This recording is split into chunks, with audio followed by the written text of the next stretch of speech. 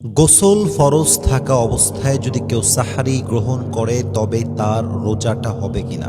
That's a very important question. A lot of people they have asked this question to me, যে আসলেই যদি আমার উপরে ফরজ গোসল থাকে এবং আমি সাহারিটা গ্রহণ করি অপবিত্র অবস্থায়, তবে কি আমার রোজাটা আদায় হবে কিনা?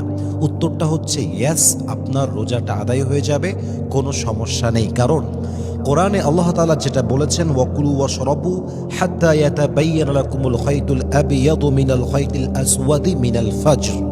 এখানে আল্লাহ তাআলা ফজর পর্যন্ত সাহরি গ্রহণ করার পারমিশন দিয়েছেন। এখানে তিনি এই আয়াতে কোনো প্রকার কোনো গোসলের শর্ত কিংবা পবিত্রতার সম্পর্ক অ্যাড করেন নাই, মেনশন করেন নাই। মানে আল্লাহ তাআলা এই বিধানটা দেওয়ার সময় পবিত্রতার কোনো শর্ত আরোপ করেন নাই। হাদিসে আসছে আল্লাহ রসুল সাল্লাল্লাহু আলাইহি ওয়াসাল্লাম, কানা রাসূলুল্লাহ সাল্লাল্লাহু আলাইহি ওয়াসাল্লাম ইউদরিকুহুল ফজরু ওয়া হুয়া জুনুবুম মিন আহলিহি সুম্মা ইয়াগতাসিলু ওয়া ইয়াসুমু। নবী করিম সাল্লাল্লাহু আলাইহি ওয়াসাল্লামের উপরে ফজর আসতো গোসল ফরজ অবস্থায়, এরপর তিনি গোসল করতেন এবং রোজা রাখতেন। এর মানে কি বুঝলেন?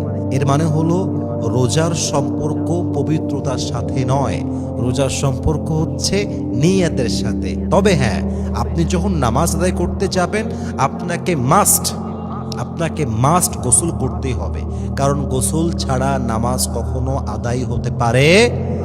তাহলে ক্লারিফিকেশনটা আমরা কি পেলাম? গোসলের সম্পর্ক রোজার সঙ্গে নয়, কারণ রোজাটা পবিত্রতার উপরে ডিপেন্ডেবল নয়, কিন্তু নামাজের সঙ্গে গোসলটা সম্পৃক্ত, কারণ নামাজটা পরিপূর্ণরূপে পবিত্রতার শর্তের উপরে আরোপ করা হয়েছে। পবিত্রতা ছাড়া নামাজ আদায় হবে না। এখন দেখেন, আপনি ঘুম থেকে উঠেছেন, ঘুম থেকে উঠে দেখছেন যে সাহারের সময় খুবই কম বাকি আছে, মনে করেন 10 মিনিট বাকি আছে। যদি আপনি গোসল করতে যান, আপনি আর সাহারিটা গ্রহণ করতে পারবেন না, বড় একটা চ্যালেঞ্জ হয়ে যাবে। সেই ক্ষেত্রে উচিত হচ্ছে ফরজ গোসলটা পরে করা, আগে সাহারিটা গ্রহণ করে নেওয়া।